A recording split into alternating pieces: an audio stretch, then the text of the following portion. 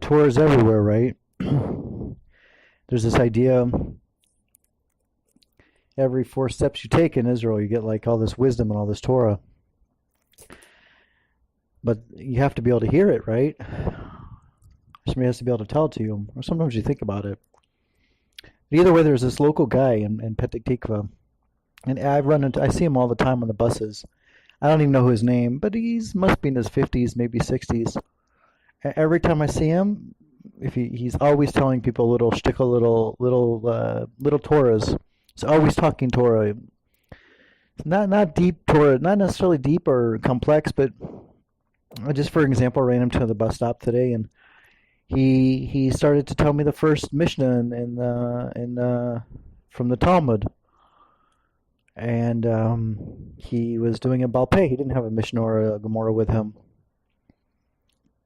and he kept on apologizing. He's like, "I'm really sorry. I don't want to, I don't want to disturb you." And I'm like, "No. I think it's amazing because, you know what? Like, you're supposed to be teaching Torah. Like, we're all supposed to be teaching Torah." And then he got off at the next stop, and I started thinking, and so I wanted to share with you because it's Parsha BeHar, and it says that Moses went up and down, kept on going to this mountain, and Rashi has this whole idea that it's actually from before, from when he got the Ten Commandments, and that this is one of those Ein Mukdam B'Torah parshas, but Ramban does not agree with that. Nachmanides does not agree with that. And maybe he went up to Har Sinai more than once. Maybe he got Torah from other mountains. This is BeHar, right? So I mean, it's always the mountain, but maybe it's just referencing that all the Torahs that he learned were connected to along the way, along the journeys, along the 14 stops in the desert. Different Torahs would come down, and the Torah itself would say Zot HaTorah, and there'd be a new teaching, and then the last book, which they call Rambam, Maimonides calls Mishnah Torah, or in Deuteronomy, which my dad says is the coolest book of the Torah because it's Deuteronomy. Anyways, everybody says, "Oh, it's just repeating the Torah. It's just a repetition. It's the second time he's teaching the Torah," but it's not really true because there's even new Torahs that are being taught in the fifth book of the Chumash. So, or sometimes it's expanding the Torahs that we've already learned, expanding the laws. And that's the idea of teaching. That's why he had to keep on. It's like BeHar, like so.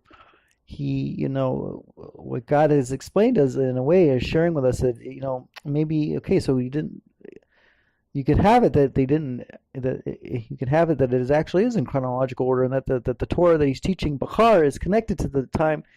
It's the Torah that he got at Har Sinai, but now he's expanding it now, or he's teaching it now. Like he didn't give all the Torah as soon as he came down from the mountaintops, right? Or maybe he did, maybe he didn't, but Moses is constantly teaching us, and also we're constantly hearing the call, the voice from the mountain. We're always constantly hearing Hashem's Torah through Moses Rabbeinu, and we're constantly connected all the time to BeHar. We're always connected to this mountain, to this experience, which is the only experience in all of human history where prophecy was revealed to everybody. Everybody down to like the most simplest person heard Hashem's words, and that's something our religion claims that no other religion claims. Not the two most closely related religions to us for sure don't make those claims about their prophetic leaders. So, but back to the BeHar.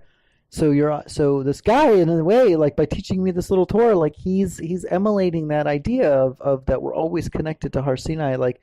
And and it's even amplified. And here's an example of amplification. Like so, it's on a mountaintop, so the words are amplified and carried further, and echoes through time and space. And about the words themselves, when Moses got the words, it said that we saw the sounds, and we saw sounds. So we had this incredible experience where we actually saw the sounds of Torah, of Hashem. And I had more to say, but I think I've already carried on too long for most people.